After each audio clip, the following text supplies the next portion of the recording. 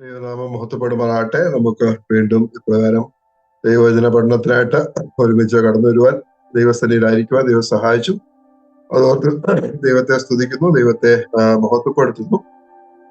Bible സർവേയുടെ മറ്റൊരു ക്ലാസ്സിലേക്കാണ് നാം കടന്നു വന്നിരിക്കുന്നത്. പഴയ നിയമത്തിലെ അവസാന പുസ്തകങ്ങളിലേക്കാണ് നാം ഈ ദിവസങ്ങളിൽ ആയിരിക്കുന്നത്, കടന്നു വന്നിരിക്കുന്നത്. നാം പ്രവാചകന്മാരുടെ പുസ്തകം, പ്രവചന പുസ്തകങ്ങൾ, അതായത് ബൈബിളിലെ യെശയ്യാവ് മുതൽ മലാക്കി വരെയുള്ള പുസ്തകങ്ങളാണ് പഴയ നിയമത്തിലെ പ്രവചന പുസ്തകങ്ങൾ. അതായത് 17 പുസ്തകങ്ങൾ. അതില് 5 വലിയ പ്രവാചകന്മാരും 12 ചെറിയ പ്രവാചകന്മാരുടെയും പുസ്തകങ്ങളാണ് നാം പഴയ നിയമത്തിൽ കാണുന്നത്. യെശയ്യാവ് മുതൽ ദാനിയേൽ വരെയുള്ള 5 പ്രവചനങ്ങൾ എന്ന് പറയുന്നത് വലിയ പ്രവാചകന്മാരും, ഹോശേയ മുതൽ മലാക്കി വരെയുള്ള 12 പുസ്തകങ്ങൾ ചെറിയ പ്രവാചകന്മാർ എന്നുള്ള പേരിലാണ് അറിയപ്പെടുന്നത്. അതുകൂടാതെ ഈ പ്രവചന പുസ്തകങ്ങൾ, ഈ 17 പ്രവചന പുസ്തകങ്ങളെ 3ആയിട്ട് തരംതിരിച്ച് നമുക്ക് പഠിക്കാവുന്നതാണ്. നാം ഇതിന്റെ ഇൻട്രൊഡക്ഷനിൽ നാം അത് നോക്കിയതാണ്.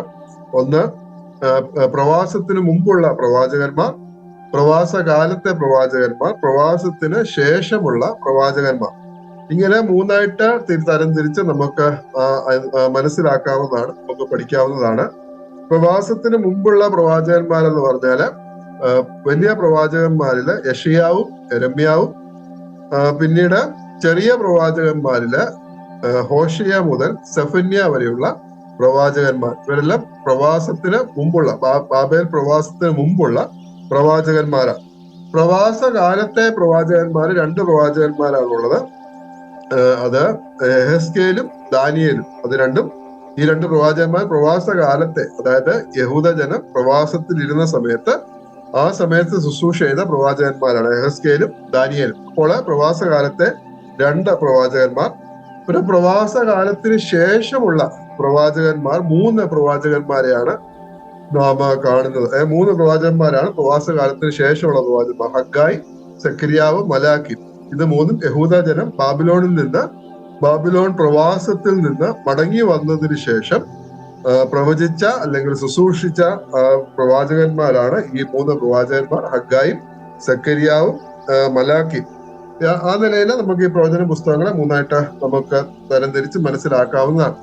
അപ്പോൾ ഈ ഹഗ്ഗായി എന്ന് പറയുന്നത്, ഹഗ്ഗായി പ്രവാസത്തിന് ശേഷമുള്ള പ്രവാചകന്മാരിൽപ്പെട്ട പ്രവാചകനാണ്. ബാബിലോണിയൻ പ്രവാസത്തിന് ശേഷം ശുശ്രൂഷിച്ച പ്രവാചകനാണ് ഹഗ്ഗായി പ്രവാചകൻ എന്ന് നമുക്ക് മനസ്സിലാക്കാനായിട്ട് സാധിക്കും. അതായത് ഹഗ്ഗായി, സെഖര്യാവ്, മലാക്കി, ഈ 3 പ്രവാചകന്മാരാണ് പ്രവാസത്തിന് ശേഷമുള്ള പഴയ നിയമ പ്രവാചകന്മാർ. എല്ലാ പ്രവചന പുസ്തകങ്ങളെ പോലെ തന്നെ ഈ പ്രവചന പുസ്തകവും ഇതിന്റെ എഴുത്തുകാരനായിട്ടുള്ള ഹഗ്ഗായിയുടെ പേരിലാണ്, ഹഗ്ഗായി പ്രവാചകന്റെ പേരിലാണ് അറിയപ്പെടുന്നത്. നാം ചിന്തിക്കുകയുണ്ടായി, എല്ലാ പ്രവചന പുസ്തകങ്ങളും അതിന്റെ പ്രവാചകന്റെ, അതിന്റെ എഴുത്തുകാരന്റെ പേരിൽ തന്നെയാണ്, ആ പ്രവാചകന്റെ പേരിലാണ് ആ പുസ്തകങ്ങളും അറിയപ്പെടുന്നത്. അതുപോലെ ഈ ഹഗ്ഗായി പ്രവചനവും ഹഗ്ഗായിയുടെ പുസ്തകവും, ഹഗ്ഗായി അതിന്റെ എഴുത്തുകാരനായിട്ടുള്ള ഹഗ്ഗായിയുടെ പേരിലാണ് ഈ പുസ്തകവും അറിയപ്പെടുന്നത്. ഹഗ്ഗായി എന്നുള്ള വാക്കിന്റെ അർത്ഥം ഉത്സവം എന്നാണ്. ഉത്സവം എന്നുള്ള അർത്ഥമാണ് ഹഗ്ഗായി എന്നുള്ള വാക്കിന് ഉള്ളത്. പ്രവാസത്തിൽ നിന്ന് മടങ്ങി വന്ന യഹൂദ ജനത്തിന് ആദ്യത്തെ പ്രവാചകനായിരുന്നു ഹഗ്ഗായി. പ്രവാസത്തിൽ നിന്ന് മടങ്ങി വന്നതിന് ശേഷം ആദ്യമായിട്ട് പ്രവചന ശുശ്രൂഷ നിർവഹിച്ച പ്രവാചകനായിരുന്നു. അവര് ബാബിലോണിയൻ പ്രവാസം കഴിഞ്ഞ് മടങ്ങി വന്നിട്ട് ആദ്യമായിട്ട് അവിടെ കേട്ട പ്രവാചക ശബ്ദം എന്ന് പറയുന്നത് ഹഗ്ഗായിയുടേതായിരുന്നു. അതുകൊണ്ട് ആ നിലയിൽ ആ പ്രവാസത്തിന് ശേഷമുള്ള ആദ്യത്തെ പ്രവാചകനായിരുന്നു ഹഗ്ഗായി എന്ന് നമുക്ക് മനസ്സിലാക്കാനായിട്ട് സാധിക്കും. അപ്പോൾ എസ്രയുടെ പുസ്തകവും ഈ പുസ്തകവുമായിട്ടാണ് സമയത്തിന് ആ കാലക്കണക്ക് നമുക്ക് മനസ്സിലാക്കാനായിട്ട് സാധിക്കുന്നത്. സെരൂബാബേലിന്റെ സമയത്താണ് ഹഗ്ഗായി ഈ പ്രവചന ശുശ്രൂഷ ചെയ്തത് എന്ന് നമുക്ക് മനസ്സിലാക്കാം. ഈ പുസ്തകത്തിലും അതുപോലെ എസ്രയിലും ഹഗ്ഗായിയെ സംബോധന ചെയ്തിരിക്കുന്നത് പ്രവാചകൻ എന്ന് തന്നെയാണ്. പ്രവാചകൻ എന്ന് തന്നെ. ഈ 1-ാം അധ്യായം ഹഗ്ഗായിയുടെ പ്രവചനം 1-ാം അധ്യായം 3-ാം വാക്യം നാം വായിക്കുന്നത്, ഹഗ്ഗായി പ്രവാചകൻ മുഖാന്തരം യഹോവയുടെ അരുളപ്പാടുണ്ടായത് എന്തെന്നാൽ അപ്പോൾ ഹഗ്ഗായി പ്രവാചകൻ എന്നാണ് ഹഗ്ഗായിയെ അറിയപ്പെടുന്നത്. എസ്രയുടെ പുസ്തകത്തിലും നമുക്ക് ആ നിലയിൽ കാണാനായിട്ട് സാധിക്കും. എസ്രയുടെ പുസ്തകം 5-ാം അധ്യായം അതിന്റെ 1-ാം വാക്യം. എസ്ര 5:1. എന്നാൽ ഹഗ്ഗായി പ്രവാചകനും, അവിടെ ഹഗ്ഗായി പ്രവാചകൻ എന്ന് ഹഗ്ഗായിയെ വിളിച്ചിരിക്കുന്നതായിട്ട് നമുക്ക് കാണാം. അതുകൊണ്ട് പ്രവാചകൻ എന്ന് തന്നെയാണ് ഹഗ്ഗായിയെ സംബോധന ചെയ്തിരിക്കുന്നത് നമുക്ക് മനസ്സിലാകാം. അത് മാത്രമല്ല, ഹഗ്ഗായി ഈ പ്രവചന ശുശ്രൂഷ ചെയ്തപ്പോൾ, ഈ ശുശ്രൂഷ നിവർത്തിച്ചപ്പോൾ, ഈ ചില വേദപണ്ഡിതന്മാർ അഭിപ്രായപ്പെടുന്നത് ഹഗ്ഗായി 70-നും 80-നും മധ്യേ പ്രായമുള്ള വൃദ്ധനായിട്ടുള്ള ഒരു വ്യക്തിയാണ്. അതിന്റെ കാരണമായിട്ട് പറയുന്നത് 2-ാം അധ്യായം 3-ാം വാക്യമാണ്. ഹഗ്ഗായിയുടെ പുസ്തകം 2-ാം അധ്യായം അതിന്റെ 3-ാം വാക്യമാണ്. അവിടെ വായിക്കുന്നത്, അവര് നിങ്ങൾ ഈ ആലയത്തെ അതിന്റെ ആദ്യ മഹത്വത്തോടെ കണ്ടവരായി ആർ ശേഷിച്ചിരിക്കുന്നു. ഇപ്പോൾ കണ്ടിട്ട് നിങ്ങൾക്ക് എന്ത് തോന്നുന്നു? ഏതുമില്ലാത്തതുപോലെ തോന്നുന്നില്ല. അപ്പോൾ അവര് പ്രവാസത്തിന് ശേഷം മടങ്ങി വന്നതിന് ശേഷം പണിത ആലയത്തെ കുറിച്ചാണ് ഇവിടെ പറഞ്ഞിരിക്കുന്നത്. അപ്പോൾ അതായത് അതിനു മുമ്പുള്ള അല്ലെങ്കിൽ പ്രവാസത്തിലേക്ക് പോയവരുടെ കൂട്ടത്തിൽ ഹഗ്ഗായി ഉണ്ടായിരുന്നു. മടങ്ങി വന്നവരുടെ കൂട്ടത്തിലുള്ള വ്യക്തിയായിരുന്നു ഹഗ്ഗായി എന്ന നിലയിൽ നമുക്കിവിടെ മനസ്സിലാക്കാനായിട്ട് സാധിക്കും. ആ നിലയിൽ ചിന്തിക്കുകയാണെങ്കിൽ 70-നും 80-നും മധ്യേ പ്രായമുള്ള ഒരു വ്യക്തിയാണ്. കാരണം 70 വർഷമായിരുന്നു അവരുടെ പ്രവാസകാലം എന്ന് പറയുന്നത്. അപ്പോൾ 70-നും 80-നും മധ്യേ പ്രായമുള്ള വയോധികനായിട്ടുള്ള വ്യക്തിയായിരുന്നു ഹഗ്ഗായി താന് ഈ പ്രവചന ശുശ്രൂഷ നിർവഹിച്ചപ്പോൾ എന്ന് നമുക്ക് മനസ്സിലാക്കാം. അത് മാത്രമല്ല, ഈ ഹഗ്ഗായിയുടെ സമകാലികനാണ് ഇതിനു ശേഷം വരുന്ന സക്കരിയാവ്. ഹഗ്ഗായി അതിനു ശേഷമുള്ള പുസ്തകമാണ് സക്കരിയ പ്രവചനം. അപ്പോൾ ഹഗ്ഗായും സക്കരിയാവും സമകാലികന്മാരാണ്. എന്നാൽ സക്കരിയാവിനേക്കാളും പ്രായം കൊണ്ട് മൂത്തത് ഹഗ്ഗായി ആണ് എന്ന് നമുക്ക് മനസ്സിലാക്കാനായിട്ട് സാധിക്കും. കാരണം ഇവ രണ്ടുപേരുടെയും പേരുകള് ഒരുമിച്ച് എസ്രയുടെ പുസ്തകത്തിൽ പറഞ്ഞിട്ടുണ്ട്.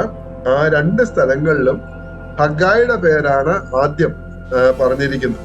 നമുക്ക് വായിക്കാം. എസ്രയുടെ പുസ്തകം 5-ാം അധ്യായം 1-ാം വാക്യവും 6-ാം അധ്യായം 14-ാം വാക്യം. എസ്ര 5:1, 6:14. 5:1 എന്നാൽ ഹഗ്ഗായി പ്രവാചകനും ഇദ്ദോവിന്റെ മകൻ സക്രിയാവും എന്ന പ്രവാചകന്മാർ.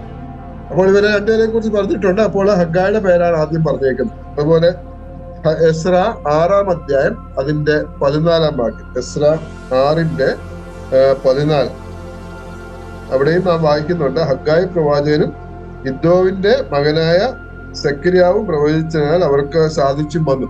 അപ്പോൾ ഹഗ്ഗായിയെയും സക്രിയാവിനെയും കുറിച്ച് ഇവർ 2 പ്രവാചകന്മാരായിരുന്നു, സമകാലികന്മാരായിരുന്നു. അപ്പോൾ ഹഗ്ഗായിയുടെ പേരാണ് ആദ്യം പറഞ്ഞിരിക്കുന്നത്. അതിൽ നമുക്ക് മനസ്സിലാക്കാൻ സാധിക്കുന്നത് ഹഗ്ഗായി ആയിരുന്നു ഈ കൂട്ടത്തിലെ പ്രായമുള്ള ആള് എന്ന് നമുക്ക് മനസ്സിലാക്കാനായിട്ട് സാധിക്കും. നമുക്കറിയാം, നെബൂഖദ്നേസർ രാജാവ് ദൈവാലയം നശിപ്പിച്ചു BC 586. അവരെ യഹൂദ ജനത്തെ പ്രവാസത്തിൽ കൊണ്ടുപോകുന്നതിന് മുമ്പ് BC 586 നെബൂഖദ്നേസർ രാജാവ് ദേവാലയം നശിപ്പിച്ചു. ആ സ്ഥാനത്ത് ദൈവാലയം പണിയാനായിട്ട് പ്രവാസത്തിൽ നിന്ന് മടങ്ങി വന്ന യഹൂദ ജനത്തെ പ്രോത്സാഹിപ്പിക്കുക എന്നതായിരുന്നു ഈ ഹഗ്ഗായി പ്രവാചകന്റെ പ്രധാന ഉദ്ദേശം എന്ന് നമുക്ക് മനസ്സിലാക്കാനായിട്ട് സാധിക്കും. അപ്പോൾ സക്കരിയ പ്രവാചകനും ഈ ഹഗ്ഗായി പ്രവാചകനെ ഈ ഉദ്യമത്തില് സഹായിച്ചു. സക്കരിയ പ്രവാചകനും അതിന് സഹായിച്ചു. അങ്ങനെ അവര് രണ്ടുപേരും ഒരുമിച്ച് പരിശ്രമിച്ചു. അപ്പോൾ അവന് ഈ ജനത്തെ പ്രോത്സാഹിപ്പിക്കുക, അവരെ ഉത്സാഹിപ്പിക്കുക.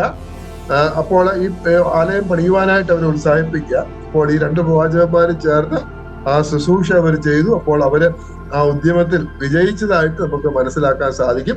അത് മാത്രമല്ല, യഹൂദ ജനം, മടങ്ങി വന്ന ജനം ദേവാലയം പണിയുന്നതായിട്ട് നമുക്ക് കാണാനും മനസ്സിലാക്കാനായിട്ടും നമുക്ക് ഇടയായിട്ട് തരും.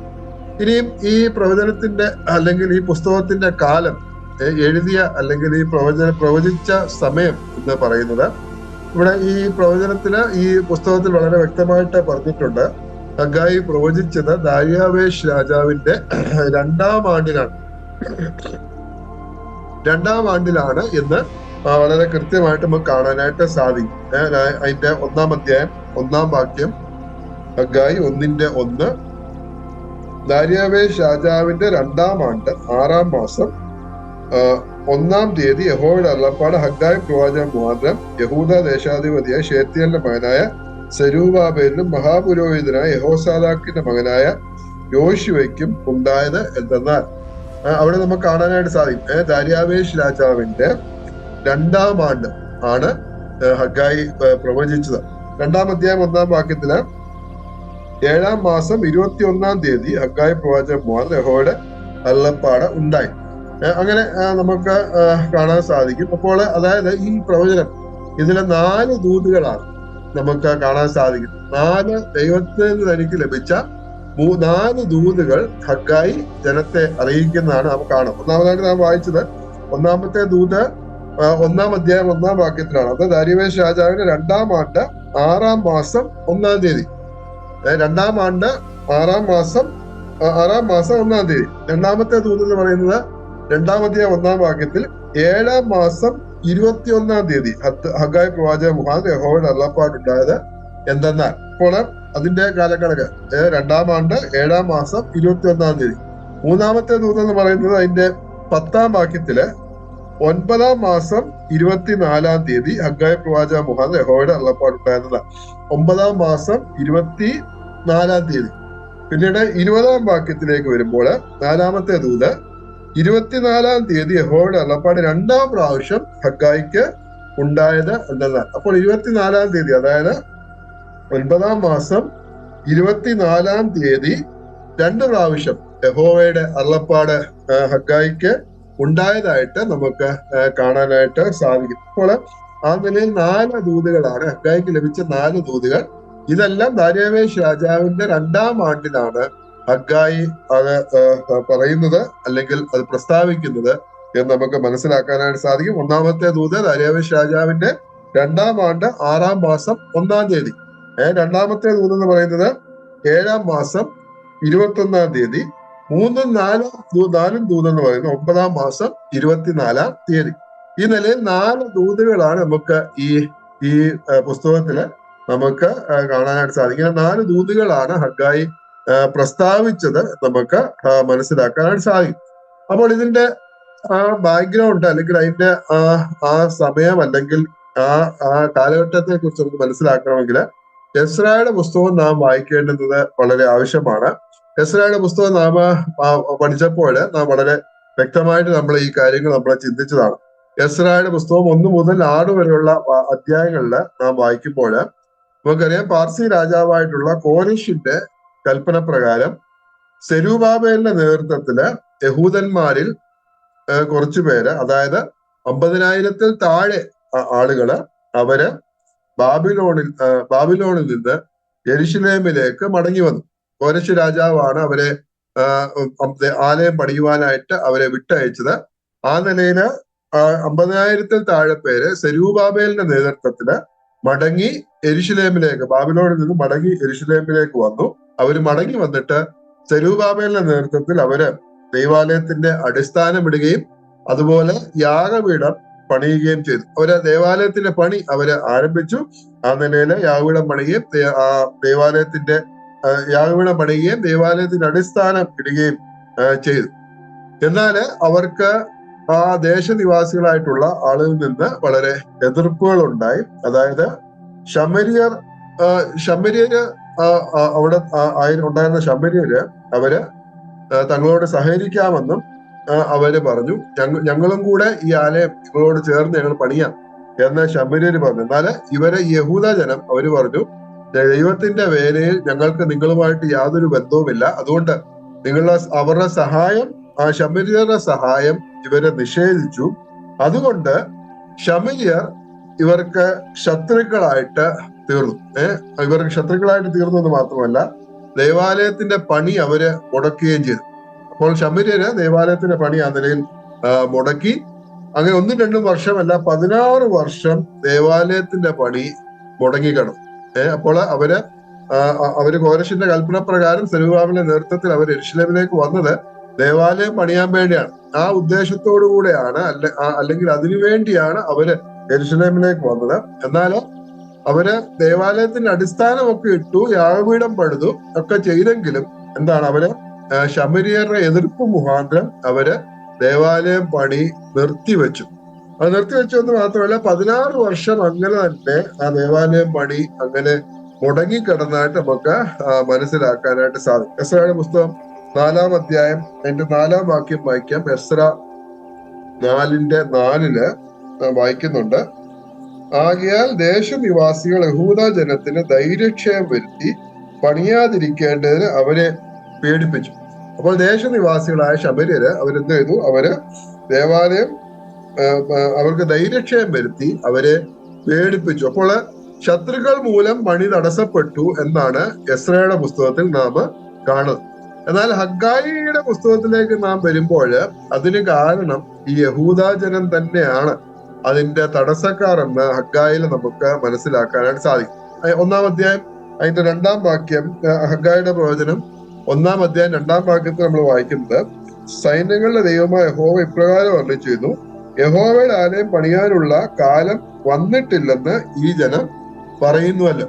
അപ്പോൾ യഹോവയുടെ ആലയം പണിയാനുള്ള സമയം വന്നിട്ടില്ല എന്ന് പറഞ്ഞ് ദൈവാലയ പണിയിൽ അവര് വൈമനസ്യമുള്ളവരായിട്ട് തീർന്ന ഒരു കാഴ്ച നമുക്ക് കാണാനായിട്ട് സാധിക്കും. അപ്പോൾ അവര് വന്നു, ദേവാലയം പണിയാനായിട്ടാണ് അവര് വന്നു, പക്ഷെ അവർക്ക് എതിർപ്പുണ്ടായി. അപ്പോൾ ആ ദേവാലയം പണി അവര് നിർത്തിവെച്ചു. പക്ഷെ ആ ഉണ്ടായ എതിർപ്പ് ഒരു ഒഴികഴിവായിട്ട് അവര് എടുത്തിട്ട് യഹോവയുടെ ആലയം പണിയാനുള്ള സമയം വന്നിട്ടില്ല എന്ന് പറഞ്ഞ് അവര് അത് താമസിപ്പിക്കുന്ന അല്ലെങ്കിൽ ദേവാലയ പണിയില് അവര് വൈമനസ്യമുള്ളവരായിട്ട് തീരുന്ന കാഴ്ച നമുക്ക് കാണാനായിട്ട് സാധിക്കും. അത് മാത്രമല്ല, അവര് ദേവാലയം പണിയുന്നത് വിട്ടുകളഞ്ഞു എന്ന് മാത്രമല്ല, അവര് സ്വന്തം ഭവനത്തിന്റെ നിർമ്മാണത്തിലും അതുപോലെ കൃഷിയിലും ഒക്കെ ഏർപ്പെട്ട് ആലയം പണി അവര് ഉപേക്ഷിക്കുകയും അത് മുഴുവനായിട്ട് മറന്നു കളയുകയും ചെയ്ത അവസ്ഥ നമുക്ക് കാണാനായിട്ട് സാധിക്കും. 1-ാം അധ്യായം അതിന്റെ 4-ാം വാക്യത്തില് 4 ഈ ആലയം ശൂന്യമായിരിക്കെ നിങ്ങൾക്ക് തട്ടിട്ട വീടുകളിൽ പാർക്കാൻ കാലമായോ? ആകയാൽ സൈനികൾ യഹോവ ഇപ്രകാരം ചെയ്യുന്നു, നിങ്ങളുടെ വഴികളെ വിചാരിച്ച് നോക്കുവിൻ. അപ്പോൾ ദൈവത്തിന്റെ ആലയം അത് ശൂന്യമായിട്ട് കിടക്കുകയാണ്. എന്നാൽ അവര് എന്താ ചെയ്യുന്നത്? തട്ടിട്ട വീടുകളിൽ പാർക്കാനായിട്ട് അവര് ശ്രമിക്കുകയാണ്. അതായത് ദേവാലയ പണി അവരെ എന്തിനാണോ അവരെ യെരൂശലേമിലേക്ക് വിട്ടത് ദൈവം, ആ ഒരു ഉത്തരവാദിത്വം അവര് മറന്നിട്ട് അവരെന്താ ചെയ്യുന്നത്? ആ ഉത്തരവാദിത്വം പൂർണ്ണമായിട്ടും അവര് മറന്നു എന്ന് മാത്രമല്ല, അവര് സ്വന്തം കാര്യങ്ങൾക്ക് വേണ്ടി സ്വന്തമായിട്ട് വീട് പണിയാനും അതുപോലെ കൃഷി കാര്യങ്ങളിലും ഒക്കെ താല്പര്യം കാണിക്കുകയും അതിനായിട്ട് പ്രയത്നിക്കുകയും ചെയ്യുന്ന കാഴ്ച നമുക്ക് കാണാനായിട്ട് സാധിക്കും. അപ്പോൾ അങ്ങനെ അവർ തട്ടിട്ട വീടുകളിൽ പാർക്കുകയും ചെയ്യുന്ന അവസരത്തില് ജനത്തെ ഈ ആലസ്യത്തിൽ നിന്നും ഉണർത്തുക, അത് മാത്രമല്ല ദേവാലയം പണി പൂർത്തീകരിക്കുന്നതിന് അവരെ പ്രോത്സാഹിപ്പിക്കുകയും ചെയ്യുക എന്നതിനാണ് ഹഗ്ഗായി പ്രവാചകനെ പിന്നീട് സക്കരിയ പ്രവാചകനെ ദൈവം എഴുന്നേൽപ്പിച്ച് ഈ ശുശ്രൂഷയിലാക്കി വെച്ചത് എന്ന് നമുക്ക് മനസ്സിലാക്കാനായിട്ട് സാധിക്കും. അപ്പോൾ ഞാൻ ഇതുവരെ പറഞ്ഞതിന്റെ കാര്യം എത്രയേ ഉള്ളൂ. അവര് ബാബിലോണിൽ നിന്ന് മടങ്ങി വന്നു. കോരേശ് രാജാവിന്റെ കൽപ്പന ഉണ്ടായി. നാം എസ്രയുടെ പുസ്തകവും നിലവർത്താതകൾ പുസ്തകമൊക്കെ നാം പഠിച്ചപ്പോൾ നാം കണ്ടതാണ്. അവര് ബാബിലോണിലേക്ക് പ്രവാസികളായിട്ട് പോയ യഹൂദ ജനം 3 പ്രാവശ്യമായിട്ടാണ് മടങ്ങി വന്നത്. 3 തവണകളായിട്ടാണ് മടങ്ങി വന്നത്. ആദ്യം സെരുബാബേലിന്റെ നേതൃത്വത്തിൽ കുറച്ചുപേര് വന്നു, പിന്നീട് എസ്രയുടെ നേതൃത്വത്തിൽ കുറച്ചുപേര് വന്നു, പിന്നെ നെഹമ്യാവിന്റെ നേതൃത്വത്തിൽ. അങ്ങനെ 3 മടങ്ങിവരവാണ് ഉണ്ടായത്. സെരുബാബേലിന്റെ നേതൃത്വത്തിൽ മടങ്ങി വന്നവര് അവർ ആലയം പണിയാനായിട്ടാണ് അവര് വന്നത്. അവര് മടങ്ങി വന്ന ആലയം പണിതു. എസ്രയുടെ നേതൃത്വത്തിൽ വന്നത് അവര് വന്ന് ആരാധനാക്രമം അവര് പുനഃസ്ഥാപിക്കുകയും ആ നിലയിൽ ദൈവത്തിന്റെ ആലയത്തിലെ ശുശ്രൂഷകളെ പുനഃസ്ഥാപിക്കുകയും ചെയ്യുന്നതായിട്ട് നമുക്ക് കാണാൻ സാധിക്കും. പിന്നെ നെഹമ്യാവിന്റെ നേതൃത്വത്തിൽ വന്ന് അവര് മതില് പണിക്കായിട്ടാണ് അവര് വന്നത്. അപ്പോൾ ആ നിലയിൽ ഒന്നാമത് സെരുബാബേലിന്റെ നേതൃത്വത്തിൽ മടങ്ങി വന്ന ജനം അവര് മടങ്ങി വന്നത് യെരൂശലേമിൽ വന്ന് ആ നെബൂഖദ്നേസർ രാജാവ് നശിപ്പിച്ച ആലയത്തിന്റെ സ്ഥാനത്ത് അതിന് പകരം വേറൊരു ആലയം നിർമ്മിക്കുവാൻ വേണ്ടി കോരേശ് രാജാവിന്റെ കൽപ്പന മേടിച്ചുകൊണ്ടാണ് അവര് വന്നത്. എന്നാൽ ഇവിടെ വന്ന് അവര് വളരെ ഉത്സാഹത്തോടുകൂടി അവര് ആലയത്തിന്റെ പണിയൊക്കെ അവര് തുടങ്ങി. അവര് അതിന് അടിസ്ഥാനമിട്ടു, യാഗപീഠം പണിതു. അങ്ങനെ വളരെ ഉത്സാഹത്തോടെ അവർ തുടങ്ങി. എന്നാൽ എതിർപ്പുണ്ടായി. ദേശനിവാസികളിൽ നിന്ന്, അതായത് ശമര്യയിൽ നിന്ന് അവർക്ക് എതിർപ്പുണ്ടായപ്പോൾ അവര് ആ ആലയം പണി നിർത്തിവെച്ചു. എന്നാൽ നിർത്തിവെച്ചു, അത് മാത്രമല്ല എതിർപ്പെന്ന് പറയുന്നത് അവരൊരു ഒഴിവായിട്ട് എടുത്തിട്ട് ദൈവത്തിന്റെ യഹോവയുടെ ആലയം പണിയാനുള്ള സമയം വന്നിട്ടില്ല എന്ന് പറഞ്ഞ് ആ പണി പൂർണ്ണമായിട്ടും ഉപേക്ഷിച്ച് അവര് സ്വന്തം ആവശ്യങ്ങൾക്ക് വേണ്ടി അവരുടെ സ്വന്തം ഭവനങ്ങൾ പണിയാനും അതുപോലെ കൃഷി ചെയ്യാനും അല്ലെങ്കിൽ അങ്ങനെയുള്ള സ്വാർത്ഥ കാര്യങ്ങൾക്ക് വേണ്ടി പോകുന്ന ആ കാഴ്ച നമുക്ക് കാണാനായിട്ട് സാധിക്കും. ആ ജനത്തെ മടക്കി കൊണ്ടുവരിക, ആലയം പണിയിലേക്ക് ദൈവം ഏൽപ്പിച്ച ഉദ്യമത്തിലേക്ക് മടക്കി കൊണ്ടുവരിക എന്നുള്ള ഒരു ദൗത്യമാണ് ഹഗ്ഗായിലൂടെ ദൈവം നിർവഹിച്ചത് എന്ന് നമുക്ക് മനസ്സിലാക്കാനായിട്ട് സാധിക്കും. അതിന്റെ 1-ാം അധ്യായം അതിന്റെ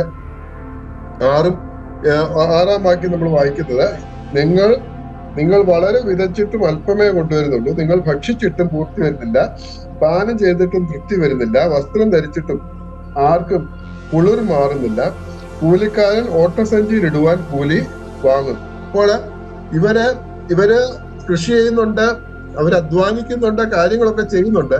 പക്ഷെ അതിനൊന്നും ശരിയായിട്ടുള്ള ഒരു കൂലി അവർക്ക് കിട്ടുന്നില്ല. അതിന്റെ ഒരു അനുഗ്രഹം അവർ വിചാരിക്കുന്നത് പോലെ അവർക്ക് കിട്ടുന്നില്ല. വളരെ വിതയ്ക്കുന്നുണ്ട്, പക്ഷെ അല്പമേ കൊണ്ടുവരുന്നുള്ളൂ. ഭക്ഷിക്കുന്നുണ്ട്, പക്ഷെ അത് പൂർത്തി വരുന്നില്ല. പാനം ചെയ്തിട്ടും തൃപ്തി വരുന്നില്ല. വസ്ത്രം ധരിച്ചിട്ടും കുളിർ മാറുന്നില്ല. കൂലിക്കാരൻ ഓട്ടസഞ്ചിയിൽ ഇടുവാൻ കൂലി വാങ്ങുന്നു. എല്ലാം ചെയ്യുന്നു, അവരുടെ സ്വന്തം കാര്യങ്ങളൊക്കെ അവർ വളരെ ഉത്സാഹിച്ച് ചെയ്യുകയാണ്. പക്ഷേ അതൊന്നും ഒരു അനുഗ്രഹത്തിലേക്ക് എത്തുന്നില്ല എന്ന് നമുക്ക് കാണാം. എന്നിട്ട് അതിന്റെ 9-ഉം 10-ഉം വാക്യങ്ങളില്, നിങ്ങൾ അധികം കിട്ടുമെന്ന് കാത്തിരുന്നു, എന്നാൽ അത് അല്പമായി തീർന്നു. നിങ്ങൾ അത് വീട്ടിൽ കൊണ്ടുവന്നു, ഞാനും അത് ഊതിക്കളഞ്ഞു. അതെന്തുകൊണ്ട് എന്റെ ആലയം ശൂന്യമായി കിടക്കെ നിങ്ങൾ ഓരോരുത്തരും താന്റെ വീട്ടിലേക്ക് ഓടുകയും ചെയ്യുന്നതുകൊണ്ട് തന്നെ എന്ന് സൈന്യങ്ങളുടെ യഹോവയുടെ അരുളപ്പാട്. അപ്പോൾ അതിന്റെ കാരണം ഇവിടെ പറഞ്ഞിരിക്കുന്നത്, നിങ്ങള് എന്റെ ആലയം ശൂന്യമായിട്ട് കിടക്കുമ്പോൾ നിങ്ങള് താന്റെ വീട്ടിലേക്ക് ഓടുകയാണ്. അതായത് സ്വന്തം കാര്യത്തിന് വേണ്ടി, സ്വന്തം ആവശ്യങ്ങൾക്ക് വേണ്ടി, അല്ലെങ്കിൽ സ്വന്തം സുഖ സൗകര്യങ്ങൾക്ക് വേണ്ടി ഓടുന്ന കാഴ്ചയാണ് നമുക്ക് കാണാനായിട്ട് സാധിക്കുന്നത്. അതുകൊണ്ടാണ് ഈ നിലയിൽ അവർ വിചാരിച്ച് പ്രതീക്ഷിച്ചതുപോലുള്ള അനുഗ്രഹം അവർക്ക് ലഭിക്കാത്തത്. 10-ാമത്തെ വാക്യത്തിൽ, അതുകൊണ്ട് നിങ്ങൾ നിമിത്തം ആകാശം മഞ്ഞു പെയ്യാതെ അടഞ്ഞിരിക്കുന്നു, ഭൂമി അനുഭവം തരുന്നതുമില്ല. ആ നിലയിൽ അവർക്ക് വേണ്ടുവോളം ആ അനുഗ്രഹം അനുഭവിക്കാനായിട്ട് അവർക്ക് സാധിക്കുന്നില്ല. അതിന്റെ കാരണം എന്ന് പറയുന്നത്, ആത്മീയ കാര്യങ്ങളെ വിട്ടിട്ട് അല്ലെങ്കിൽ ദൈവത്തിന്റെ വേല ഉപേക്ഷിച്ചിട്ട് സ്വന്തം കാര്യങ്ങൾക്ക് മുൻതൂക്കം കൊടുത്തത് കൊണ്ടാണ് എന്ന് നമുക്ക് മനസ്സിലാക്കാനായിട്ട് സാധിക്കും. നമ്മളുടെ ബന്ധത്തില് നാം ചിന്തിക്കുകയാണെങ്കിൽ ഇത് നമ്മുടെ ജീവിതത്തിലും ഉണ്ടായിട്ടുണ്ട് എന്ന് നമുക്ക് മനസ്സിലാക്കാനായിട്ട് സാധിക്കും. ദൈവജനം ആത്മീയ കാര്യങ്ങളെ ഉപേക്ഷിച്ചിട്ട് ഭൗതിക കാര്യങ്ങൾക്ക് വേണ്ടി, സ്വന്തം കാര്യങ്ങൾക്ക് വേണ്ടി അതിന്റെ പുറകെ പോകുന്ന ആ ദുഃഖകരമായിട്ടുള്ള കാഴ്ച നമുക്ക് കാണാനായിട്ട് സാധിക്കും. ഇന്ന് ആത്മീയ കാര്യങ്ങൾക്ക് യാതൊരു ആഗ്രഹവുമില്ലാത്ത അല്ലെങ്കിൽ യാതൊരു ഉത്സാഹവുമില്ലാത്ത ഒരു ദൈവജനത്തെയാണ് നമുക്ക് കാണാനായിട്ട് സാധിക്കുന്നത്. സ്വന്തമായിട്ടുള്ള കാര്യങ്ങൾക്ക് വേണ്ടി അവര് അധ്വാനിക്കുക, തട്ടിട്ട വീടുകളിൽ പാർക്കുക, വീടിന് മോടി പിടിപ്പിക്കുക, അതുപോലെ അധ്വാനിക്കുക, എങ്ങനെയെങ്കിലും ലോകപ്രകാരം കുറെ പണം സമ്പാദിക്കുക, സുഖ സൗകര്യങ്ങൾ ഉണ്ടാകുക, അതിനുവേണ്ടി അതിന്റെ പുറകെ പോകുന്ന ഒരു കാഴ്ച നമുക്ക് കാണാനായിട്ട് സാധിക്കും. ജോലി ചെയ്യരുതെന്നോ സമ്പാദിക്കരുതെന്നോ ഒന്നുമല്ല പറയുന്നത്. ദൈവജനത്തിൽ ജോലി ചെയ്യുന്നതിനെ പ്രോത്സാഹിപ്പിക്കുകയാണ് ചെയ്യുന്നത്. അതാണ് നമുക്ക് ദൈവജനത്തിൽ കാണാനായിട്ട് സാധിക്കും. എന്നാൽ ആത്മീയ കാര്യങ്ങൾ പരിപൂർണമായിട്ട് ഉപേക്ഷിച്ച്, ദൈവിക കാര്യങ്ങൾ ഉപേക്ഷിച്ച് ഈ വക കാര്യങ്ങൾ ചെയ്യുന്നത് അത് ഒരിക്കലും നന്മയ്ക്കല്ല എന്ന് നമുക്ക് മനസ്സിലാക്കാനായിട്ട് സാധിക്കും. മത്തായിയുടെ സുവിശേഷം 6-ാം വാക്യത്തിൽ വായിക്കുന്നത്, മുമ്പേ അവന്റെ രാജ്യവും നീതി അന്വേഷിപ്പിൻ, അതോടുകൂടെ ഇതൊക്കെ നിങ്ങൾക്ക് ലഭിക്കും. അതുകൊണ്ട് ആദ്യം ദൈവത്തിന്റെ രാജ്യവും നീതിയും അന്വേഷിക്കുക, എന്നിട്ട് നാം മറ്റുള്ള നമ്മുടെ ഭൗതിക കാര്യങ്ങൾക്ക് വേണ്ടി പോവുക. അപ്പോൾ അവിടെ ദൈവം നമുക്ക് ആവശ്യമുള്ളതൊക്കെയും നമുക്ക് നൽകും എന്ന് ഉള്ള കാര്യം നമുക്ക് കാണാനായിട്ട് സാധിക്കും. അതിനുള്ള ബന്ധത്തില് ഫിലിപ്പ് ലേഖനത്തിൽ നിന്ന് 1-2 വാക്യം വായിക്കാനായിട്ട് ആഗ്രഹിക്കുന്നു. ഫിലിപ്പ് ലേഖനം 3-ാം അധ്യായം അതിന്റെ 19-ാം വാക്യം. ഫിലിപ്പ് ലേഖനം 3-ാം അധ്യായം 19-ാം വാക്യം. അവരുടെ അവസാന നാശം, അവരുടെ ദൈവം വയറ്, ലജ്ജയായതിൽ അവർക്ക് മാനം തോന്നുന്നു, അവർ ഭൂമിയിലുള്ളത് ചിന്തിക്കുന്നു. ഇവിടെ നാം കാണുന്ന അവരുടെ ദൈവം വയറ്, അതായത് വയറിന് വേണ്ടി അവര് പ്രയത്നിക്കുന്ന കാഴ്ച. അവര് ഭൂമിയിലുള്ളത് ചിന്തിക്കുന്നു. ഇന്ന് ഭൂരിഭാഗം വിശ്വാസികളുടെ ജീവിതത്തിൽ നമ്മൾ നോക്കുകയാണെങ്കിൽ അവര് ഭൂമിയിലുള്ള കാര്യങ്ങളാണ്, ഉയരത്തിലുള്ളതല്ല, ഭൂമിയിലുള്ള ആത്മീയ കാര്യങ്ങളെക്കാളും കൂടുതൽ ജഡീയമായിട്ടുള്ള ലോകപ്രകാരമുള്ള കാര്യങ്ങൾക്ക് മുൻതൂക്കം കൊടുത്തുകൊണ്ട് ജീവിക്കുന്ന ദുഃഖകരമായിട്ടുള്ള കാഴ്ച നമുക്ക് കാണാനായിട്ട് സാധിക്കും. ആത്മീയ കാര്യങ്ങൾ പറഞ്ഞാൽ അത് മനസ്സിലാക്കാൻ പോലും കഴിയാത്ത നിലയിൽ അല്ലെങ്കിൽ ആത്മീയ കാര്യവും ഭൗതികമായിട്ടുള്ള നിലയിൽ മാത്രം മനസ്സിലാക്കുന്ന ഒരു അവസ്ഥാവിശേഷം വിശ്വാസികൾക്ക് വന്നുപോയി എന്ന് പറയാതിരിക്കാനായിട്ട് സാധിക്കത്തില്ല. അതുകൊണ്ട് അങ്ങനെ ഒരു ദുഃഖകരമായിട്ടുള്ള ഒരു അവസ്ഥയിലാണ് നാം ഇന്ന് കടന്നു. ആത്മീയമായിട്ട് ആർക്കും ഒരു താല്പര്യവും ഇല്ലാത്ത, ദൈവഭയം ഇല്ലാത്ത ഒരു ഒരു തലമുറയായിട്ട് നാം ഇന്ന് ആയിരിക്കുന്നു എന്ന് നമുക്ക് മനസ്സിലാക്കണം. അതുപോലെ ഫിലിപ്പിയർ 2-ാം അധ്യായം 21-ാമത്തെ വാക്യത്തില് പൗലോസ് വളരെ ദുഃഖത്തോടെ ഒരു കാര്യം പറയുന്നുണ്ട്. 2-ാം അധ്യായം 21-ാം വാക്യത്തിൽ യേശുക്രിസ്തുവിന്റെ കാര്യമല്ല സ്വന്തം കാര്യം അത്ര എല്ലാവരും നോക്കുന്നു. അപ്പോൾ യേശുക്രിസ്തുവിന്റെ കാര്യം, സ്വന്തം കാര്യമാണ് എല്ലാവരും നോക്കുന്നത്. സ്വന്തം കാര്യം അതിനുവേണ്ടി അതിന്റെ പുറകെ അവര് നടക്കുകയാണ്. എന്നാൽ കർത്താവിന്റെ കാര്യം അല്ലെങ്കിൽ ദൈവവേല അത് പൂർണ്ണമായിട്ടും മറന്നുകൊണ്ട് ഉള്ള ഒരു ജീവിതം നയിക്കുന്ന കാഴ്ച നമുക്ക് കാണാനായിട്ട് സാധിക്കും. ഇന്ന് അനേർക്കും ആത്മീയ കാര്യങ്ങൾക്ക് സമയമില്ല, അല്ലെങ്കിൽ അതിന് താല്പര്യമില്ല. അതിന്റെ കാരണം ചോദിക്കുകയാണെങ്കിൽ, ഇന്ന് തന്നെ ഈ മീറ്റിങ്ങിന് വരാത്തവരെ നിങ്ങൾ ഒന്ന് ഫോൺ വിളിച്ച് ചോദിക്കുകയാണെങ്കിൽ അവരെന്തായിരിക്കും പറയുന്നത്? അവര് പറയുന്ന ഉത്തരം ഇതാണ്: ഈ ലോകപ്രകാരമായിട്ടുള്ള പല കാര്യങ്ങളുടെ പുറകെ പോയതുകൊണ്ട് ഇങ്ങനെയുള്ള കൂടുകൾക്ക് കൂടാനായിട്ട്, സഭയുടെ മീറ്റിങ്ങുകൾക്ക് കൂടുകൾക്ക് കൂടാനായിട്ട് സാധിക്കുന്നില്ല. അങ്ങനെയുള്ള കാര്യങ്ങൾ നമുക്ക് കാണാനായിട്ട് സാധിക്കും. ഇന്ന് നാം വിശ്വാസികൾ എന്ന് അഭിമാനിക്കുന്ന നാം ആത്മീയ കാര്യങ്ങൾ ഉപേക്ഷിച്ച് സ്വന്തം കാര്യങ്ങൾക്ക് പിന്നാലെ പോകുന്ന ആ കാഴ്ച നമുക്ക് കാണാനായിട്ട് സാധിക്കും. അപ്പോൾ ഹഗ്ഗായി പ്രവാചകൻ ആ ജനത്തെ അവര് പ്രോത്സാഹിപ്പിക്കുകയാണ്. നിങ്ങള് ദൈവത്തിന്റെ ആലയം പണി ഉപേക്ഷിച്ചിട്ട് നിങ്ങൾ ഇതുപോലെ നിങ്ങളുടെ സ്വന്തം കാര്യങ്ങൾക്ക് വേണ്ടി പോയി, എന്നാൽ നിങ്ങൾ മടങ്ങി വരിക. പിന്നീട് അവിടെ നിങ്ങൾ മലയിൽ ചെന്ന് മരം കൊണ്ടുവന്ന് ആലയം പണിവീൻ. അങ്ങനെ നിങ്ങള് ആലയം പണിവീൻ, ഞാൻ അതിൽ പ്രസാദിച്ച് മഹത്വപ്പെടുമെന്ന് യഹോവ കൽപ്പിക്കുന്നു. അപ്പോൾ ആ ജനത്തെ ആലയം പണിയാനായിട്ട്, ദൈവത്തിന്റെ വേല ചെയ്യാനായിട്ട് അവരെ ഹഗ്ഗായി പ്രവാചകൻ പ്രോത്സാഹിപ്പിക്കുന്ന ആ കാഴ്ച നമുക്ക് കാണാനായിട്ട് സാധിക്കും. ഇനിയും ഇതിന്റെ ഈ പുസ്തകത്തിന്റെ എഴുത്തുകാരൻ എന്ന് പറയുന്നത് ഞാൻ ആദ്യം പറഞ്ഞ പോലെ ഹഗ്ഗായി പ്രവാചകൻ തന്നെയാണ്. 1-ാം അധ്യായം 1-ാം വാക്യത്തിലും അതുപോലെ നമുക്ക് 3-ാം വാക്യത്തിലും ഒക്കെ നമുക്ക് കാണാനായിട്ട് സാധിക്കും. ഇനിയും ഈ പുസ്തകത്തില് 2 അധ്യായങ്ങളും 38 വാക്യങ്ങളും മാത്രമുള്ള ഒരു ചെറിയ പുസ്തകമാണ് ഈ ഹഗ്ഗായിയുടെ പ്രവചന പുസ്തകം എന്ന് നമുക്ക് കാണുന്നത്. 2 അധ്യായങ്ങൾ മാത്രമേ ഉള്ളൂ. അതുപോലെ 38 വാക്യങ്ങളാണ് നമുക്ക് ഈ പുസ്തകത്തിൽ കാണാനായിട്ട് സാധിക്കും. പഴയ നിയമത്തിലെ 2-ാമത്തെ ഏറ്റവും ചെറിയ പുസ്തകമാണ് ഹഗ്ഗായിയുടെ പ്രവചന പുസ്തകം. ഏറ്റവും ചെറുത് ഓബദ്യാവാണ്. അതിനുശേഷം ഏറ്റവും ചെറിയ പുസ്തകം എന്ന് പറയുന്നത് ഹഗ്ഗായിയാണ്. അതുകൊണ്ട് second smallest book in the old testament എന്ന് പറഞ്ഞാൽ അത് ഹഗ്ഗായിയുടെ പ്രവചനമാണ് നമുക്ക് കാണാൻ സാധിക്കും.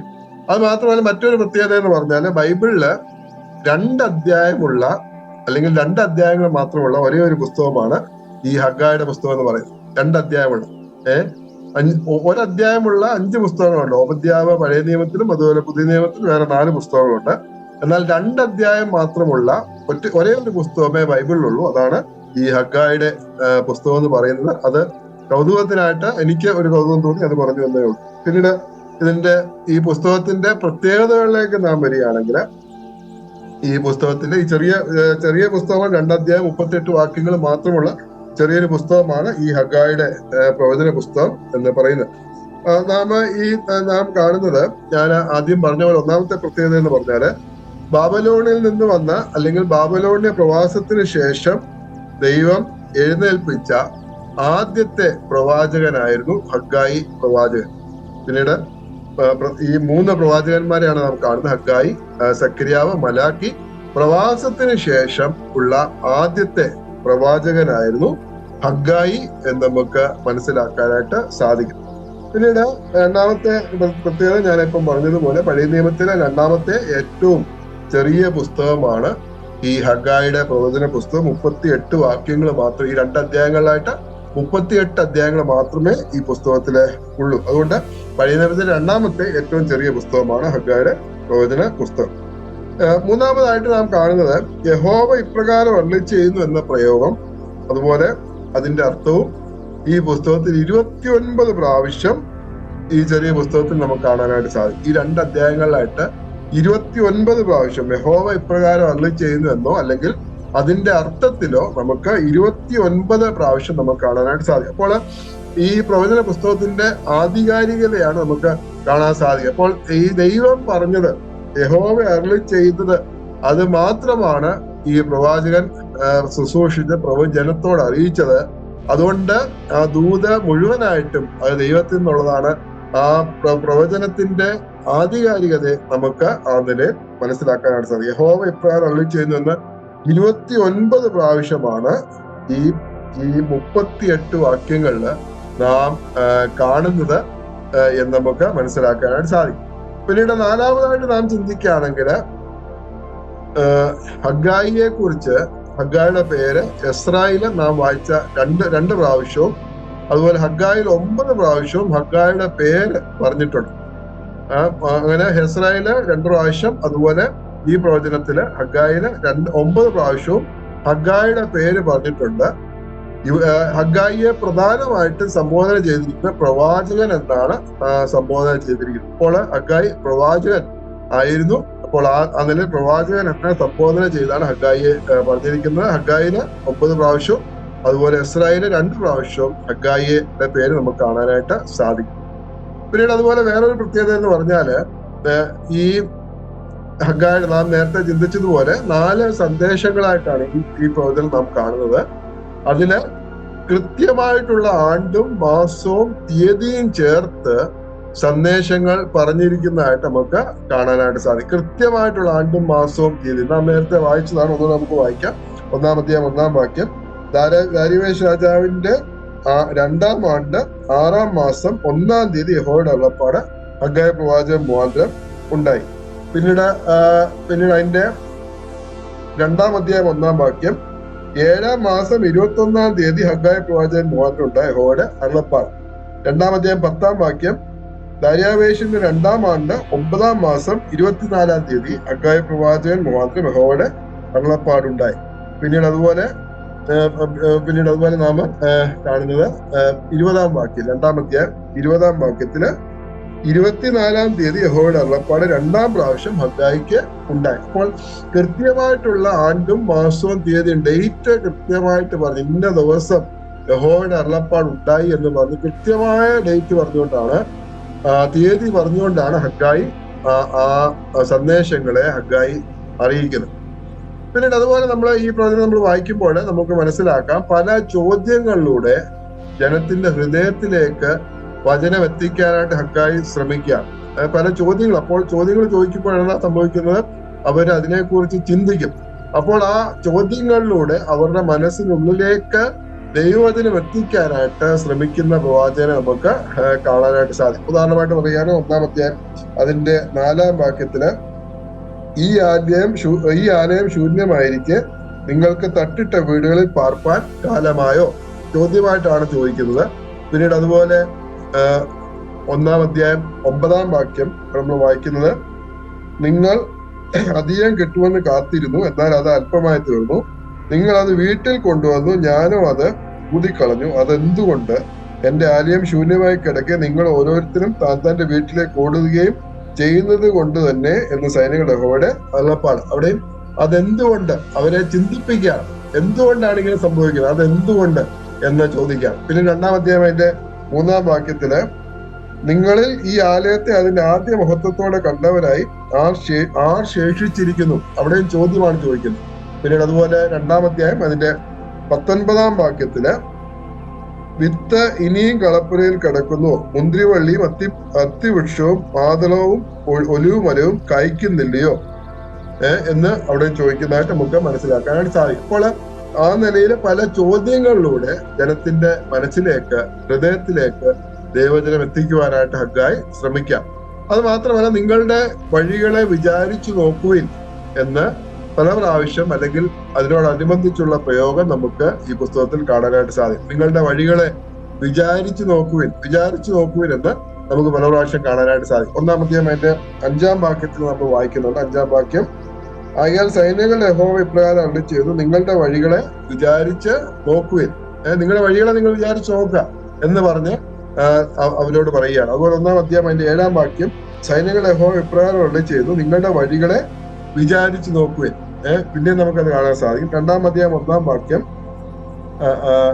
2-ാം അധ്യായം 15-ാം വാക്യം അവിടെ, ആകയാൽ നിങ്ങൾ ഇന്ന് തൊട്ട് പിന്നോക്കം യഹോവയുടെ മന്ദിരത്തിങ്കൽ കല്ലിന്മേൽ കല്ല് വെച്ചതിന് മുമ്പുള്ള കാലം വിചാരിച്ചു കൊള്ളുവിൻ. അപ്പോൾ ഇതിനു മുമ്പുള്ള കാലം വിചാരിച്ചു കൊള്ളുവിൻ എന്ന് പറയുകയാണ്. അതുപോലെ അതിന്റെ 18-ാം വാക്യം, നിങ്ങൾ ഇന്ന് തൊട്ട് മുന്നോട്ട് ദൃഷ്ടി വെക്കുവിൻ, 30-ാം മാസം 24-ാം തീയതി മുതൽ യഹോവയുടെ മന്ദിരത്തിന് അടിസ്ഥാനമിട്ട ദിവസം തുടങ്ങിയുള്ള കാലത്തിൽ തന്നെ ദൃഷ്ടി വെക്കുവിൻ. അവിടെ നമുക്ക് അത് കാണാനായിട്ട് സാധിക്കും. നിങ്ങൾ ഇന്നോട്ട് മുമ്പോട്ട് ദൃഷ്ടി വെപ്പിൻ. അപ്പോൾ ആ നിലയിലുള്ള പ്രയോഗം നമുക്ക് ഈ പ്രവചനത്തിൽ നാം കാണുന്നുണ്ട്.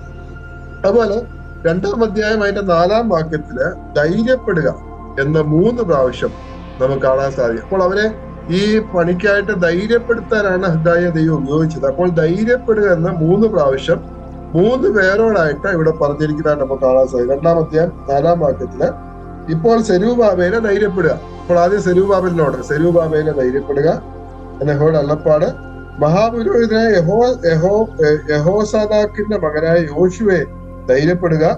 ദേശത്തിലെ സകല ജനവുമായുള്ളവരെ ധൈര്യപ്പെട്ട് വേല ചെയ്യുവീൻ എന്ന യഹോവയുടെ അരുളപ്പാട്. ഞാൻ നിങ്ങളോട് ഉണ്ടല്ലോ എന്ന് സൈന്യങ്ങളുടെ യഹോവയുടെ അരുളപ്പാട്. അപ്പോൾ സെരൂബാബേലിനോട് ധൈര്യപ്പെടുക എന്ന് പറഞ്ഞു. അതിനുശേഷം യോശുവയോട് ധൈര്യപ്പെടുക, എന്നിട്ട് സകല ജനത്തോടും ധൈര്യപ്പെട്ട് ഈ പണി നിങ്ങൾ ചെയ്ത് പൂർത്തീകരിക്കുക എന്ന് പറഞ്ഞ് അവരെ ഉത്സാഹിപ്പിക്കുന്ന, ധൈര്യപ്പെടുത്തുന്ന പ്രവാചകനെ നമുക്ക് കാണാൻ സാധിക്കും. അതുപോലെ ഇതിന്റെ 8-ാമതായിട്ട് ഇതിന്റെ പ്രത്യേകത നമ്മൾ കാണുമ്പോൾ, ഇതിന്റെ വിഷയം എന്ന് പറഞ്ഞാൽ ഇതിൽ നാം ചിന്തിച്ചതുപോലെ ദൈവത്തിന് മുൻസ്ഥാനം കൊടുക്കാതെയുള്ള അധ്വാനം എന്ന് പറയുന്നത് അത് ഓട്ടസഞ്ചിയിൽ നിക്ഷേപിക്കുന്ന പണം പോലെയാണ് എന്ന് ഈ പുസ്തകം പഠിപ്പിക്കുകയാണ്. അപ്പോൾ ദൈവത്തിന് മുൻസ്ഥാനം കൊടുക്കാതെ നാം എന്ത് ചെയ്താലും അത് ഓട്ടസഞ്ചിയിൽ പണം ഇടുന്നത് പോലെയാണ് എന്ന് ഇവിടെ പറയുന്നത്. അതിന്റെ 6-ഉം 7-ഉം വാക്യങ്ങളിൽ, നിങ്ങൾ വളരെ വിതച്ചിട്ടും അല്പമേ കൊണ്ടുവരുന്നുള്ളൂ, നിങ്ങൾ ഭക്ഷിച്ചിട്ടും പൂർത്തി വരുന്നില്ല, പാനം ചെയ്തിട്ട് തൃപ്തി വരുന്നില്ല, വസ്ത്രം ധരിച്ചിട്ടും ആർക്കും കുളിർ മാറുന്നില്ല, കൂലിക്കാരൻ ഓട്ടസഞ്ചിയിൽ ഇടുവാൻ കൂലി വാങ്ങുന്നു. സൈന്യങ്ങളുടെ യഹോവ ഇപ്രകാരം അരുളിച്ചെയ്തു, നിങ്ങളുടെ വഴികളെ വിചാരിച്ച് നോക്കുവിൻ. അപ്പോൾ ഓട്ടസഞ്ചിയിൽ ഇടുവാനായിട്ട് കൂലിക്കാരൻ കൂലി വാങ്ങിയാണ്. അപ്പോൾ ദൈവത്തെ കൂടാതെ അധ്വാനിക്കുന്നതൊക്കെ ഇതുപോലെയാണ്, ഓട്ടസഞ്ചിയിൽ ഇടുന്ന കൂലി പോലെയാണ്. അതുകൊണ്ട് ദൈവഭക്തിയോടുകൂടെയുള്ള അല്പധനം, അതാണ് ദൈവഭക്തി ഇല്ലാതെയുള്ള വളരെ ധനത്തിലും നല്ലത്. അത് നാം മനസ്സിൽ എപ്പോഴും സൂക്ഷിക്കേണ്ടുന്ന കാര്യമാണ്. ദൈവഭക്തിയോടുകൂടെ അല്പമേ ഉള്ളെങ്കിൽ അതാണ് ഏറ്റവും അനുഗ്രഹിക്കപ്പെട്ട ജീവിതം എന്ന് പറഞ്ഞാൽ. ദൈവഭക്തി ഇല്ലാതെ ദൈവത്തിന്റെ കാര്യങ്ങളെ ഉപേക്ഷിച്ചിട്ട് നാം വളരെ സമ്പാദിച്ചിട്ട്, ലോകപ്രകാരം വളരെ സമ്പാദിച്ചു കൂട്ടിട്ട് അതിന് യാതൊരു അർത്ഥവുമില്ല. അത് നാം മനസ്സിലാക്കണം. നാം മനസ്സിലാക്കുകയും നമ്മുടെ കുഞ്ഞുങ്ങളെ നാം അത് പറഞ്ഞ് മനസ്സിലാക്കുകയും ചെയ്യേണ്ടുന്നത് ആവശ്യമാണ്. അവര് ലോകത്തിന് വേണ്ടിയല്ല, അവര് കർത്താവിന് വേണ്ടി, ദൈവത്തിന് വേണ്ടി ജീവിക്കുന്നവരായിട്ട് തീരണം. അതിന് നമുക്ക് ഇടയാകണം. നമ്മുടെ കുഞ്ഞുങ്ങളെ ആ നിലയിൽ നാം അത് പഠിപ്പിക്കേണ്ടത്, ആക്കിക്കേണ്ടുന്നത് വളരെ ആവശ്യമാണ്. അതുകൊണ്ട് മുമ്പേ അവന്റെ രാജ്യവും നീതി അന്വേഷിപ്പിൻ, അതോടുകൂടെ ഇതൊക്കെയും നിങ്ങൾക്ക് ലഭിക്കും. അപ്പോൾ ഒന്നാമതായിട്ട് ദൈവത്തിന്റെ രാജ്യവും നീതിയും അന്വേഷിക്കാം. അപ്പോൾ ദൈവത്തിന്റെ രാജ്യവും നീതിയും നാം അന്വേഷിക്കുകയാണെങ്കിൽ നമ്മുടെ ആവശ്യത്തിനുള്ളത് ദൈവം നമുക്ക് തരും. അത് ദൈവത്തിന്റെ വാഗ്ദത്തമാണ്. അത് നാം വിശ്വസിക്കുകയും അതില് ആശ്രയിക്കുകയും ചെയ്യേണ്ടുന്നത് വളരെ ആവശ്യമാണ്. ഇനിയും ഈ പ്രവചനത്തിന്റെ പ്രധാന വാക്യങ്ങൾ എന്ന് പറയുന്നത്, കീ വേഴ്സസ് അല്ലെങ്കിൽ പ്രധാന വാക്യങ്ങൾ എന്ന് പറയുന്നത് നാം വായിച്ച 1-ാം അധ്യായം അതിന്റെ 7-8 വാക്യങ്ങളില്, സൈന്യങ്ങൾ യഹോവ ഇപ്രകാരം അരുളിച്ചെയ്തു, നിങ്ങളുടെ വഴികളെ വിചാരിച്ചു നോക്കുവിൻ, നിങ്ങൾ മലയിൽ ചെന്ന് മരം കൊണ്ടുവന്ന് ആലയം പണിവിൻ, ഞാൻ അതിൽ പ്രസാദിച്ച് മഹത്വപ്പെടും എന്ന് യഹോവ കൽപ്പിക്കുന്നു. അതുപോലെ 2-ാം അധ്യായം അതിന്റെ 7 മുതൽ 9 വാക്യങ്ങൾ, ഞാൻ സകല ജാതികളെയും ഇളക്കും, സകല ജാതികളുടെയും മനോഹര വസ്തു വരികയും ചെയ്യും. ഞാൻ ഈ ആലയത്തെ മഹത്വപൂർണ്ണമാക്കും എന്ന് സൈന്യങ്ങളുടെ യഹോവ അരുളിച്ചെയ്യുന്നു. വെള്ളി എനിക്കുള്ളത്, പൊന്നും എനിക്കുള്ളത് എന്ന് സൈന്യങ്ങളുടെ യഹോവയുടെ അരുളപ്പാട്. ഈ ആലയത്തിന്റെ പിന്നത്തെ മഹത്വം മുമ്പലത്തേതിലും വലുതായിരിക്കും എന്ന് സൈന്യങ്ങളുടെ യഹോവ അരുളിച്ചെയ്യുന്നു. ഈ സ്ഥലത്ത് ഞാൻ സമാധാനം നൽകും എന്ന് സൈന്യങ്ങളുടെ യഹോവയുടെ അരുളപ്പാട്. അപ്പോൾ ആ നിലയിൽ അവരെ ആലയം പണിയാനായിട്ട് ഉത്സാഹിപ്പിക്കുന്ന ഒരു പ്രവാചകനെ അല്ലെങ്കിൽ ആ ശുശ്രൂഷ നമുക്ക് ഇവിടെ കാണാനായിട്ട് സാധിക്കും. പ്രവാചകൻ തന്റെ ശുശ്രൂഷയിൽ വിജയിച്ചതായിട്ട് നമുക്ക് മനസ്സിലാക്കാം. ആ ജനം അത് മനസ്സിലാക്കി അവര് ആലയം പണിയിലേക്ക് അവർ മടങ്ങി വന്നു. അവര് ഉത്സാഹത്തോടെ ദൈവാലയം പണിത് അവര് അത് പൂർത്തീകരിക്കുന്ന ആ മനോഹരമായിട്ടുള്ള കാഴ്ച നമുക്ക് കാണാനായിട്ട്. ഹഗ്ഗായിയും അതുപോലെ സക്കരിയ, ഈ രണ്ട് പ്രവാചകന്മാരെ ദൈവം ഈ ഒരു ശുശ്രൂഷയ്ക്കായിട്ട് അവര് പ്രധാനമായിട്ട് ദൈവം അവരെ ഉപയോഗിച്ചതായിട്ട് നമുക്ക് മനസ്സിലാക്കാനായിട്ട് സാധിക്കും. ഇനിയും ഹഗ്ഗായിയുടെ പ്രവചനത്തില് നാം ക്രിസ്തുവിനെ, കർത്താവിനെ നാം കാണുന്നുണ്ട്. അതിന്റെ 2-ാം അധ്യായം 7-ാം വാക്യത്തിൽ നാം ഇപ്പം വായിച്ചതാണ്, സകല ജാതികളുടെ മനോഹര വസ്തു വരികയും ചെയ്യും. അപ്പോൾ സകല ജാതികളുടെയും മനോഹര വസ്തുവായിട്ട് നമുക്ക് കർത്താവിനെ കാണാനായിട്ട് സാധിക്കും. സകല ജാതികളുടെയും മനോഹര വസ്തു. അത് മാത്രമല്ല, സെരൂബാബേല് നമ്മുടെ കർത്താവിന് ഒരു നിഴലായിട്ട് നമുക്കിതിൽ കാണാനായിട്ട് സാധിക്കും. അതിന്റെ 2-ാം അധ്യായം അതിന്റെ 23-ാം വാക്യം, 2-ാം അധ്യായം 23-ാം വാക്യത്തിൽ നമ്മൾ വായിക്കുന്നത്, സൈന്യങ്ങളുടെ യഹോവയുടെ അരുളപ്പാട്, എന്റെ ദാസനായി ശേത്യലിന്റെ മകനായ സെരൂബാബേലെ, ഞാൻ നിന്നെ എടുത്ത് മുദ്രാമോതിരമാക്കും എന്ന് യഹോവയുടെ അരുളപ്പാട്. ഞാൻ നിന്നെ എടുത്ത് മുദ്രാമോതിരമാക്കും. അപ്പോൾ ആ നിലയിൽ സെരൂബാബേലിനെ ദൈവം ഉയർത്തുന്നതായിട്ട് നമുക്ക് മനസ്സിലാക്കാനായിട്ട് സാധിക്കും. അപ്പോൾ ക്രിസ്തുവിന്റെ ഒരു നിഴലായിട്ട് സെരൂബാബേലിനെ നാം കാണുന്നുണ്ട്. അത് മാത്രമല്ല, യേശുക്രിസ്തുവിന്റെ വംശാവലി പട്ടികയിൽ നാം നോക്കുകയാണെങ്കിൽ അവിടെയും സെരൂബാബേൽ ഉൾപ്പെട്ടിരിക്കുന്നതായിട്ട് നമുക്ക് കാണാം. മത്തായിയുടെ സുവിശേഷത്തിലും ലൂക്കോസിന്റെ സുവിശേഷത്തിലും യേശുക്രിസ്തുവിന്റെ 2 വംശാവലികളാണ് നാം കാണുന്നത്.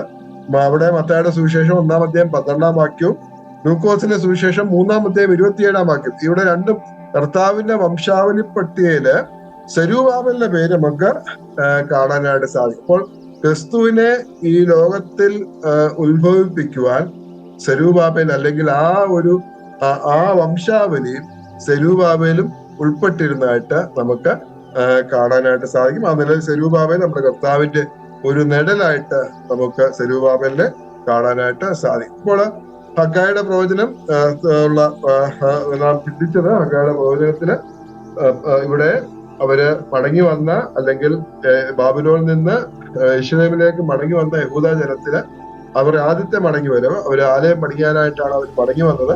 എന്നാൽ അവർ ആലയം പണി ഉപേക്ഷിച്ച് അവർ സ്വന്തം കാര്യങ്ങളിലേക്ക് അവർ തിരിഞ്ഞു, ഭൗതിക കാര്യങ്ങളിലേക്ക് അവർ തിരിഞ്ഞപ്പോൾ അവരെ ഉണർത്തുക, അവരെ ആലയത്തിൽ നിന്ന് അവരെ തിരിച്ചു കൊണ്ടുവരിക, അതുപോലെ അവരെ പ്രോത്സാഹിപ്പിക്കുക, ആലയം പണിയാനായിട്ട് അവരെ ഉത്സാഹിപ്പിക്കുക, ആ ഒരു ശുശ്രൂഷ ഹഗ്ഗായി ചെയ്യുന്നതായിട്ട് നമുക്ക് കാണാനായിട്ട് സാധിക്കും.